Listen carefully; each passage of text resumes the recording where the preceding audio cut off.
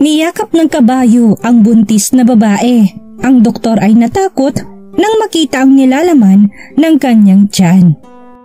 Napansin agad ng lalaki ng ugnay ng kanyang asawa at kanilang kabayo at tila kakaiba. Ito ay dahil sa kung paanong yakapin ng kanyang asawa ng kabayo at dilaan ng kanyang tiyan. At nang sinubukan nilang ipasuri sa doktor kung anong nilalaman ng tiyan ng babae, ay nagulat ang lahat maging ang doktor. Taglagas ng araw na yun kung saan si Daniela ay nasa banyo lamang ng kanilang farmhouse. Kinakabahang hinihintay ang resulta ng kanyang isinagawang pregnancy test. Alam niyang ano man ang mangyari. Ang mga bagay may kinalaman sa kanya at kanyang asawa na si Matthew ay kinakailangan ng mabago. Ang pagsasama nilang mag-asawa ay nalalagay na sa alanganin at hindi pagkakasunduan ng mga sandaling iyon. Kaya't umaasa siyang sa pamamagitan ng kanyang pagbubuntis ay masasaayos ang lahat o pwede ding mas magpalala pa ito sa sitwasyon. Natuwa naman si Daniela ng 2 pulang linya ang nakuha niyang resulta. Positibo nga siyang nagdadalang tao. Magkakahalong emosyon ang biglang pumuno sa kanyang isip. Kasiyahan, takot, pagkabagabag at pag-asa. Nasasabik na siyang ibalita ito sa kanyang asawa. Kasabay ng pagdarasal na dahil sa balitang iyon ay magiging maayos na sila. Agad na tinungo ni Daniela ang kanyang asawa kung saan naabutan niya itong nakaupo sa sofa at nagbabasa ng dyaryo. Kasabay noon ang pagkakaroon ng biglaang pag-ulan at malakas na hangin sa labas na siyang mas nagpapaba pa sa atmosfera ng kanilang tahanan. Huminga muna si Daniela ng malalim at kinubli na muna ang pregnancy test sa kanyang likuran.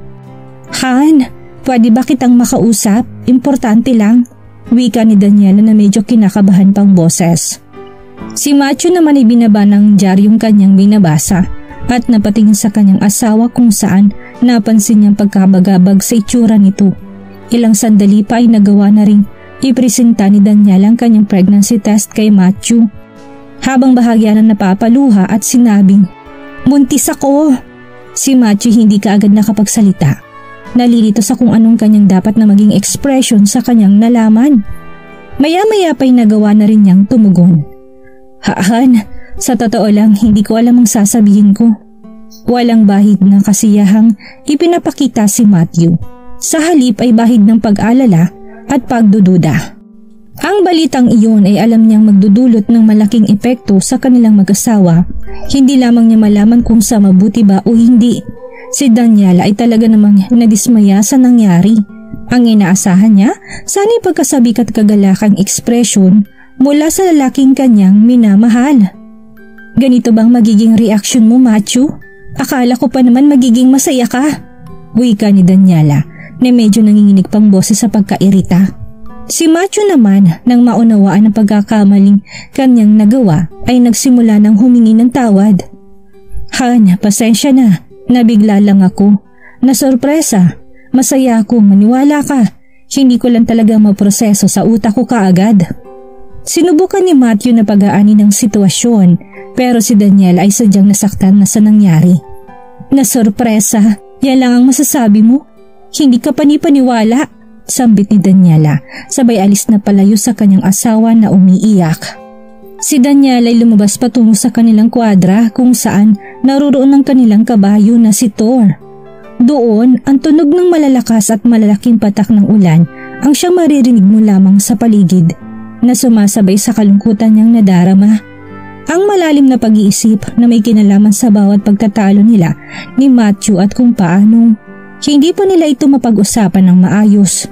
Si Daniela sa tuwing nakakadama ng pagkalungkot ay sa kwadra nakakahanap ng kagaanan ng loob at pagkapayapa. Sa tuwing may pagkakataon ay pinapakalma niya ang kanyang sarili sa pamamagitan ng paglilibot sa kanilang bukirin sakay ng kanyang kabayo. Si Daniela at ang kanyang alagang si Thor ay waring may kakaibang koneksyon sa isa't isa. Sa bawat pagkakataon ay nahahalata na ni Matthew ang madalas na pag-uubos ng kanyang asawa ng oras nito sa kanilang kabayo kaysa ayusin kung ano man ang problema ng kanilang relasyon. Nagbunga ito ng pagsiselos at pag-aalala sa kalooban ni Matthew. Iniisip kung bakit gano'n na lamang kaalaga ang kanyang asawa kay Thor. Isang araw, matapos ang maghapong paglilibot ni Daniela sakay ng kanyang kabayo, ay bumalik siyang muli sa kwadra. Muli ay nababagabag na naman ang isip at pakaramdam ni Daniela. Ang kabayo naman ay nadama ang presensya ng kanyang emosyon, kaya't nagawa siyang yakapin ito gamit ang kanyang malakas at mainit na pangangatawan. Si Daniela ay napayakap na rin kay Thor at hindi na napigilan ang umiyak sa piling ng matalik niyang kaibigan. Ang espesyal na koneksyon ng dalawa ay hindi matatawaran, na para bang nadarama din ni Thor ang siyang nadarama ng kanyang amo. Ikaw lang talaga, Thor, ang nakakaintindi at pumuprotekta sa akin. Naluluhang wika ni Daniela sa kabayo. Si Matthew ay nakita naman ang eksenang yun mula sa malayo. Nagsisisi sa kung paano niyang tirenato ang kanyang asawa, kahit na labis pa rin siyang nagtataka sa espesyal nilang koneksyon. Para bang may tinatago ang dalawa na kakaibang nararamdaman sa isa't isa kung yung pagmamasdan. Kaya naman hindi maiwasan ni Matthew na isiping baka ang pagbubuntis ng kanyang asawa ay konektado sa kakaiba at sobrang malapit na relasyon ng kanyang asawa kay Thor. May mga bagay bang nalalaman ng kabayo na hindi alam ni Matthew? Ano nga ba ang relasyong namamagitan sa kanilang dalawa? May sikreto ba silang tinatago na hindi dapat malaman ng iba? O baka naman protective instinct lamang ni Thor ang umiiral sa tuwing nadarama niya ang pagkalungkot ng kanyang asawa? Ang katotohanan ay noon pa man ay minahal na ni Daniela si Thor higit kanino man. 16 na taon pa lamang si Daniela nang mapunta sa pag-aalaga niya si Thor. Noong mga panahong naninirahan pa siya sa farm kasama ng kanyang mga magulang. Nasaksihan pa mismo ni Daniela noon ang pagkakasilang ni Thor. Simula noon ay madalas na silang nagkasama at sa katagalan nga ay nagkaroon na ng espesyal na koneksyon sa isa't isa. Silang dalawa ay nagsasama sa bawat paglalakbay, sekreto at hindi malilimutang pagsasama. Si Thor ay hindi lamang kabayo para kay Daniela. Sa halip ay ito ay isang matalik na kaibigan. Ngayon si Daniela ay 28 taong gulang na, may brown na buhok at malaberding mga mata, ay talagang mas napaibig pa sa kalikasan at mga hayop. Lumaki siya na nauunawaan ang importansya ng pagmamahal at pagrerespeto sa mga hayop. Sa kabilang banda, si Matthew na 30 taong gulang na mula sa malaking syudad ay napatira na sa farm matapos silang maikasal ni Daniela. Dito na siya nagsimulang maging masikap at dedikadong farmer. Pero ang malalim na kaunawaan ni Thor at kanyang asawa ay napakahirap sa kanya para maintindihan. Simula pa lamang na magkasintahan sila, may ikasal at maging hanggang sa ngayon ay hindi pa rin nagbabago ang lahat. Han, bakit naman ganyan kaka-close sa kabayo mo? At bakit simulat sa pool ng pagkapanganak ni Thor ay kilala ko na siya at siya lamang nakakaunawa sa akin? Si Matthew na madinig yun ay natahimik na lamang. Simula nang mamatay ang mga magulang ni Daniela ay naging mag-isa na siya sa farm. Pero kahit man napaibabawan siya ng pag-iisa at kalungkutan ay nagawa pa rin niya magpakasal kay Matthew. Naniniwala na may makakasama na siya sa bawat kakaharapin nilang pagsubok sa buhay. Gaya ng iba, ang mga unang buwan ng kanilang kasal ay naging maayos naman at walang problema. Mabilis ding natutunan agad ni Matthew ang bawat kilos sa farm. Gayunpaman sa katagalan ay napapansin na rin ng dalawa ang pagkakaiba sa kanilang mga personalidad at dito na nga nasimulang magkaroon ng problemang kanilang relasyon. Dagdag pa na hindi rin nila ito mapag-usapan ng maayos at halos nawawalan na rin sila ng oras sa isa't isa. Kaya naman naisip ng dalawa na baka ang pagkakaroon ng anak ang magsisilbing solusyon sa kanilang problema. Umaasa na ang pagkakaroon nila ng isang anak ang magdadala sa kanila ng labis na saya sa kanilang pamilya at magiging buo na sila habang buhay. Si Matthew naman hindi na lamang nagsasalita noong una, pero nababagabag talaga siya sa kakaibang relasyon na ipinapadama ni Thor sa kanyang asawa, kung paanong mas madalas pang pag-ubusan ng oras ni Daniela ang kabayo kaysa sa kanya. Kaya naman isang beses kung saan ang mag-asawa ay nagkaroon ng pagkakataon na maupo sa ilalim ng puno sa kalangitan ng maaraw na hapon ay pribado na silang nakapag-usap.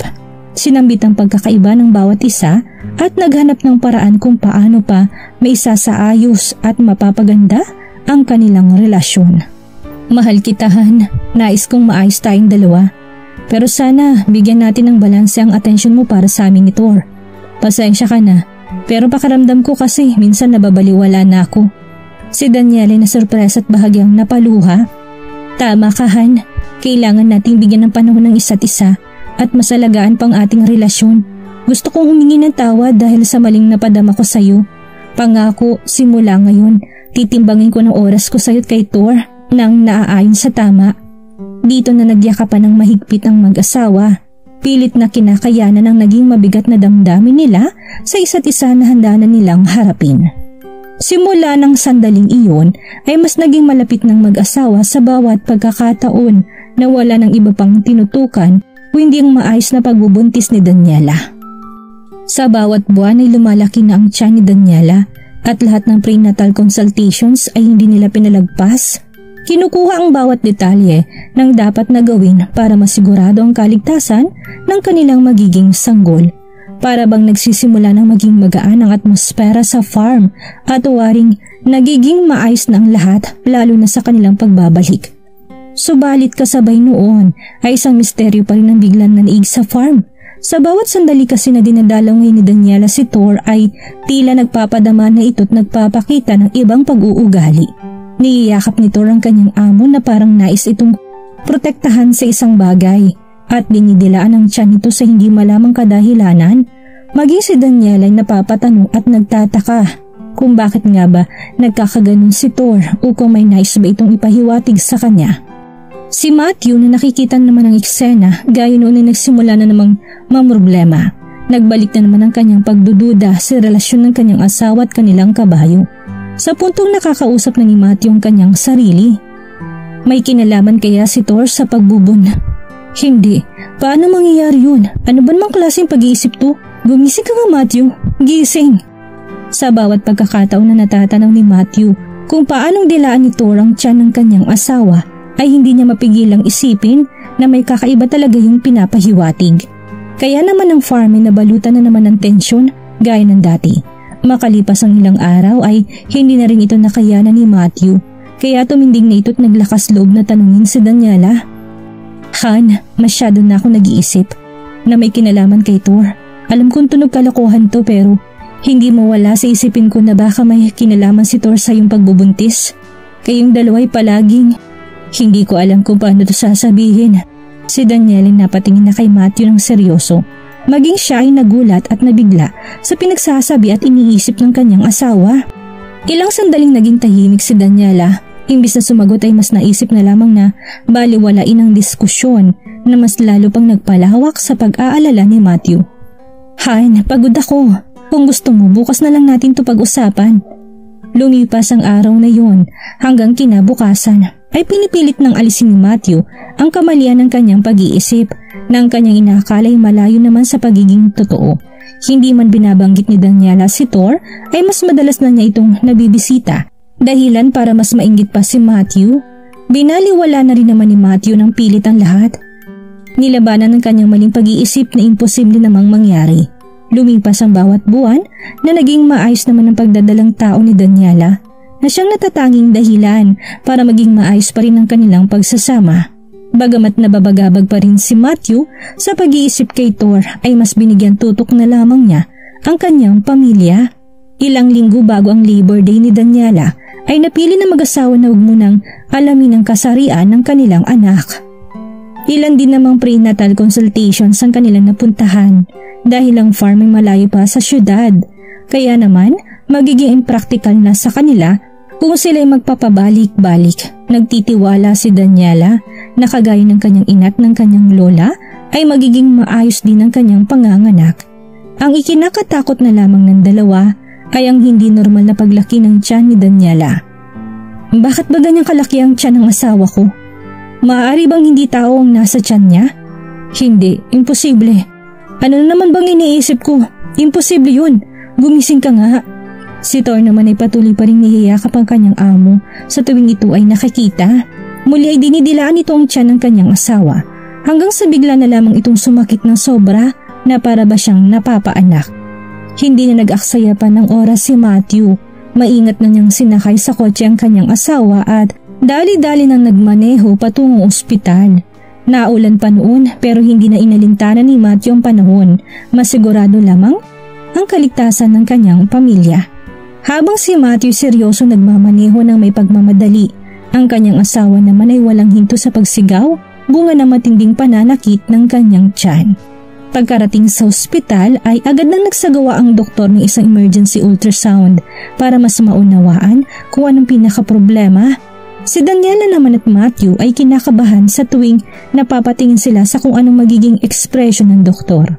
Ang doktor na napapunas na lamang ng kanyang pawis nang dahil sa kanyang natuklasan. Napapailing patungkol sa isang bagay na maging siya ay hindi mapaniwalaan. Ang mag-asawa ay nagtatanong na sa doktor na nanatili pa ring tahimik, tila hindi na napapansin ang dalawa dahil sa labis na pagkabigla. Maya-maya pa ay nagsabi ng doktor na nais niya sanang idaan pa si Daniela sa ilang pagsusuri. Sinabi din ng doktor na kinakailangan niya ring tumawag ng mga pulis. Ang mag-asawa naman ay nagtaka at nagulat. Mga pulis? Pero bakit? Nagtatakang tanong ni Matthew habang nanginginig sa pagkabagabag. Dok, ano po bang nangyayari? Sabihin niyo po sa amin. May karapatan po kaming malaman yun. Maging si Daniel ay natatakot na ng mga oras na yun, dahilan para mas matensyon pang kanyang asawa. Ang doktor naman ay nag-iisip pa kung paano sasabihin ng maayos ang sitwasyon sa magandang paraan ng hindi matataranta ang lahat. Gaya ng sabi ko, kailangan nating magsagawa ng ilan pang pagsusuri. Base kasi sa ultrasound ay may napuna akong isang bagay na talaga namang kakaiba at nakakabahala. Ito ang dahilan kaya ako magpapatawag ng pulis dahil kailangan ito ng ilang legal na proseso. Si Daniela naman na naiiyak na noon sa pagkatakot at pangamba. Agad na siyang napatanong sa doktor kung kamusta ng kanyang dinadala. Gaya ng sabi ko, ma'am, kailangan nating magsagawa ng ilang exams bago ko maipaliwanag ang lahat sa iyo ng mas malinaw at maayos. Matapos ang diskusyon na yon, ay napaharap na nga si Daniela sa ilang proseso na pagsusuri. Ang mga pulis naman ay nagsidatingan na rin sa ospital. Ilang sandali pa lang ang nakakalipas. Si Matthew at Daniela, matapos ang lahat ay nangangamba ng nag-aabang sa eksplenasyon ng sasabihin ng doktor sa kanila. Labis na silang nababalutan ng tensyon at ang puso nila'y tumitibok na ng malakas sa kanilang dibdib. Ang doktor naman ay humarap na sa kanila at huminga na ng malalim bago nagsimulang magpaliwanag. Una sa lahat, nais kong sabihin sa iyo, ma'am, na hindi ka lang basta magkakaroon ng anak. Sa halip ay magkakaroon ka kagad ng 3 sanggol na may papanganak. Walang nakapansin ito sa mga nauna niyong ultrasound dahil hindi ito masyadong naging visible nung una at dahil hindi kayo madalas nakakapagkonsulta at ngayon lamang ito nakumpirma. Triplets ang dinadala mo, ma'am. Ang ganitong sitwasyon ay nangangailangan din ng tripling pag-aalaga. Pero base naman sa pagkakasurikot sa bawat resulta ay mukhang maayos naman ang 3 niyong baby at wala kayong dapat na alalahanin. Si Daniela ay naiyak ng sobra sa kanyang nadinig habang si Matthew naman ay hindi malaman ang kanyang sasabihin sa labis na pagkasorpresa. Ang isang pulis naman ay biglang umiksena. Pero meron pa rin tayong problema. Ayon sa doktor at sa ipinakita sa aming resulta ng pagsusuri ay may electronic chip na natagpuan sa tiyan ni Ma'am Daniela. Hinala namin na nilagay yun sa tiyan niyo, ma'am, ng isang tao na may koneksyon sa gang na matagal na naming pinaghahanap. Kaya kailangan po namin kayong dalhin sa presinto para kilalanin ang ilan sa mga hinihinalang salarin.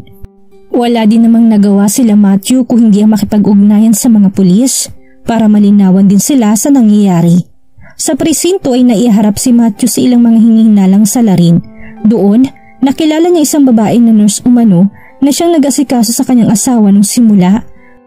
Ayon sa pulis, ang babaeng yun ay parte ng isang gang na kabilang sa ilang illegal na aktibidad. Isa na nga ditong paglalagay ng chip kay Daniela nang hindi nito nalalaman. Ang chip umano ay parte ng isang plano na magsisilbing GPS tracker at monitoring device para malaman ng gang ang bawat pagkilos na gagawin ni Daniela sa bawat araw at oras. Gayon din si Matthew. Malamang para i-blackmail ang mag-asawa o kidnapin mismo si Daniela para manghingi ng ransom kapalit ng kanyang kalayaan. Matapos maipaliwanag sa mag-asawang lahat ay naliwanagan na silang bigla sa mga nangyayari. Malamang na kaya dinidilaan at niyayakap madalas ni Thor si Daniela para protektahan nga ito sa panganib at bigyan siya ng babala sa pupwedeng mangyari. Ang chip ay maayos nang naialis sa tiyan ni Daniela At matapos yun ay mas naging matatag pa ang relasyon ng mag-asawa. Nakahanap sila ng lakas sa isa't isa para maharap ang mga sitwasyong darating sa kanilang buhay. Simula noon ay naging maayos na talaga ang buhay ng mag-asawa. Mas naunawaan na ngayon ni Matthew ang lahat ng kanyang katanungan at ngayong wala na magpapabagabag sa kanyang isipan. Si Thor na naging protektor ni Daniela noon, ngayon ay protektor na ng 3 sanggol na mas naging masaya pa at kagalakan ng kanilang pamilya.